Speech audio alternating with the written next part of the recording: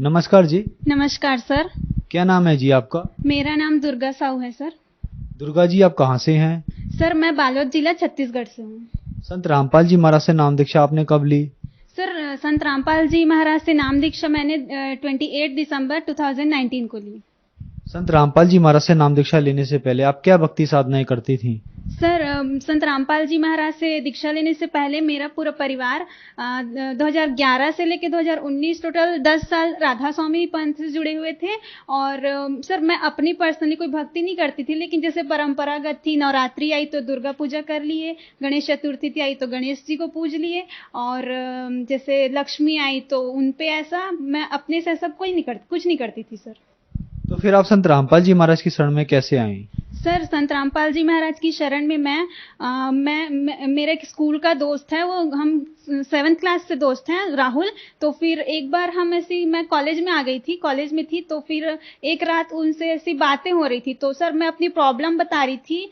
मैं डिप्रेशन में थी, तो उनको बता रही थी मैं ऐसा ऐसा प्रॉब्लम है, ऐसा ऐसा। फिर उन्होंने मुझे बोला कि प्रॉब्लम है, आप बस वो मुझे पहले बस सत्संग देखने बोली, यहाँ से यहाँ साधना चैनल पे 7:30 से 8:30 तक शाम सत्संग आता है, वो सत्संग आप देखो और पूरे परिवार को दिखाओ, जगत गुरु तत्वदर्शी संत रामपाल जी महाराज का। फिर हम लगातार 3 महीने सत्संग देखे सर। उसके बाद हमने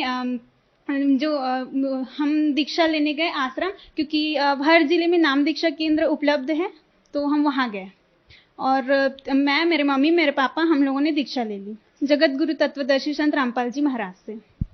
संत रामपाल जी महाराज से नाम दीक्षा लेने के बाद क्या लाभ मिले आपको? सर जगत गुरु तत्वदर्शी संत रामपाल जी महाराज से दीक्षा लेने के बाद हमें अनेकों लाभ हुए, लेकिन मैं अपना पर्सनली बता रही हूँ सर। जैसे कि कहा, मैं पूरी डिप्रेशन में थी सर। वो आप जो भी एज का कह सकते हैं या जो भी कह सकते हैं, मैं डिप्रेशन में थी। इतना ऐसा ज़्यादा था कि मेरे को सामने वाला देख के बता सकता था कितना दुखी हूँ।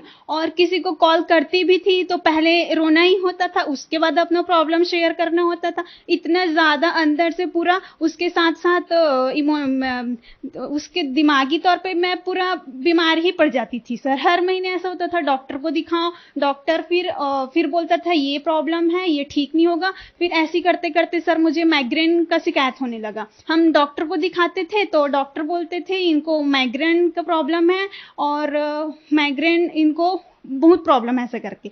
और वो ऐसा बोलते माइग्रेन है इसलिए ये कभी खत्म नहीं होगा, ऐसे नहीं बोलते थे। वो बोलते थे माइग्रेन इनको ऐसा है कि वो नहीं खत्म, क्योंकि मेरी शरीर ही वैसी थी सर। मैं एकदम अस्वस्थ, मैं बिल्कुल, और ऐसा हेडेक होता था 1 घंटे के लिए कि मैं अपना सर दीवार पे ठोकूं तो भी मुझे पता नहीं चलता था कि यहाँ पे ऐसा है करके। और लाभ सर, हम मेरे घर में तो गृह क्लेश बहुत था। मेरे पापा को वैसे ही सेम लेवल का गुस्सा आता था, मुझे भी गुस्सा आता था, पूरा चिड़चिड़ापन था शरीर में। मम्मी को भी वैसे ही गुस्सा आता था, इसलिए अब मम्मी पापा का झगड़ा हो जाता था, उसका सफर पूरे फैमिली को करना पड़ता था।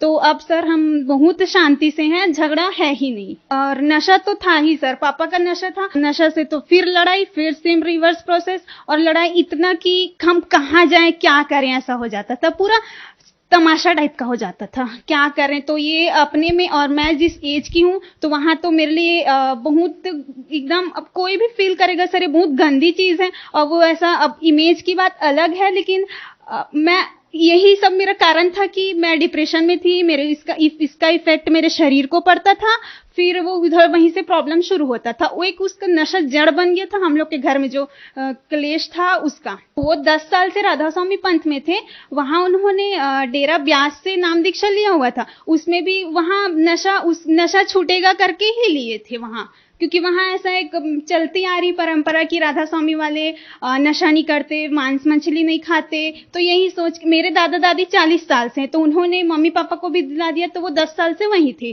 तो फिर वो छूटा ही नहीं, वो चलता ही रहता था।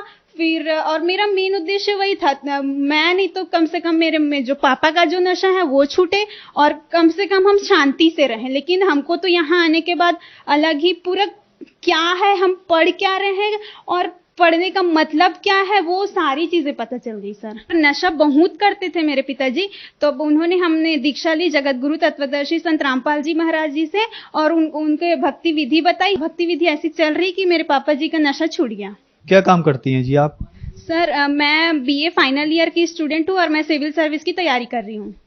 जैसे कि आपने बताया कि आप एक सिविल सर्विस की तैयारी कर रही हैं, एजुकेटेड पर्सन है। संत रामपाल जी महाराज के बारे में ये भी कहा जाता है कि संत रामपाल जी महाराज से उनके अनुयायी अंधश्रद्धा के तहत जुड़ते हैं। क्या ये बात सही है? सर अंधश्रद्धा भक्ति से जुड़ना, सर यहाँ आप खुद आप मैं जो आज मेरे को देख रहे हैं टीवी पे, मैं उन सबसे यही कहना चाहूंगी, आप कृपया 7:30 से 8:30 तक सत्संग देखना शुरू करें। आपको मालूम होगा कि जो जगत गुरु तत्वदर्शी संत रामपाल जी महाराज हैं, वो वेद कुरान सबको खोल के वहां एक एक उंगली रखकर ज्ञान बता रहे हैं। सर अगर आपको थोड़ा अपने पे डाउट है या फिर ऐसा कुछ लगता है ये भक्ति गलत है, तो आप मिला के देख सकते हैं सर, क्योंकि वो पूरा वेदों से प्रमाणित ज्ञान बता रहे हैं। गीता में कौन से अध्याय में क्या लिखा है, सब प्रमाणित ज्ञान बता रहे हैं सर आप देखेंगे वहां एक एक उंगली रखकर प्रमाणित ज्ञान बता रहे हैं सर, तो यहाँ तो अंधश्रद्धा भक्ति का सवाल आता ही नहीं है। संत रामपाल जी महाराज से नाम दीक्षा कैसे ली जा सकती है? सर संत रामपाल जी महाराज से नाम दीक्षा, जैसे बहुत से टीवी चैनलों पे सत्संग आता है, नीचे पीली पट्टी पे नंबर लिखा होता है, तो आप वो नंबर नोट करके वहां से संपर्क करके अपने नजदीकी नाम दीक्षा केंद्र का पता कर सकते हैं, फिर वहां आप जाके दीक्षा ले सकते हैं। धन्यवाद जी। सत साहेब।